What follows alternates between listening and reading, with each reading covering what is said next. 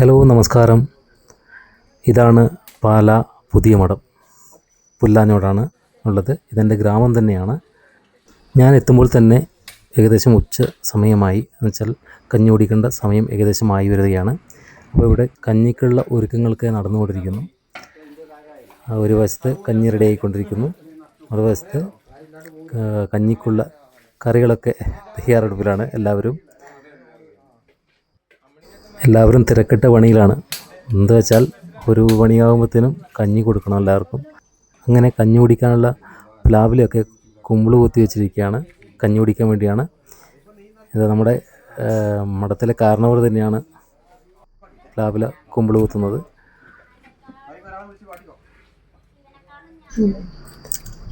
അടുത്തത് ഞാനൊരു കാര്യം കാണിച്ചു തരാം.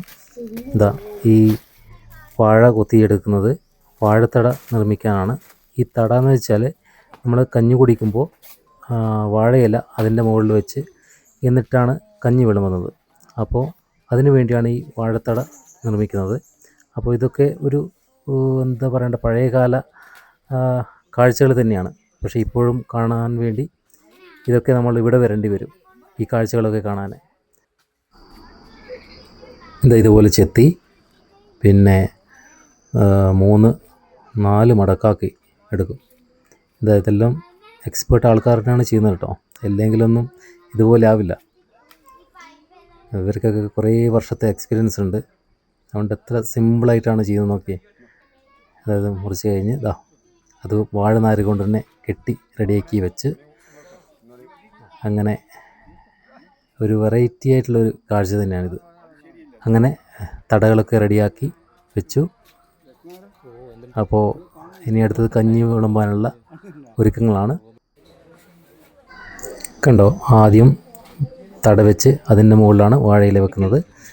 പിന്നെ ഓരോ കറികളായി വിളമ്പാൻ തുടങ്ങി. ഞാൻ ഇന്ന് കഞ്ഞി കുടിക്കാൻ വന്നില്ലെങ്കിൽ ഇന്ന് ലാസ്റ്റാണ്. നാളെയാണ് നെയ്യമൃതം മഠത്തുനിന്ന് പിന്നെ നെയ്യ് നിറച്ച് പോകുന്നത്. അപ്പോൾ ഇന്ന് കുടിച്ചില്ലെങ്കിൽ പിന്നെ അടുത്ത വർഷം വരെ കാത്തിരിക്കേണ്ടി വരും. അപ്പോൾ ഇനി പിന്നെ നല്ല കാഴ്ചകളുമായിട്ട് ഞാൻ വരും.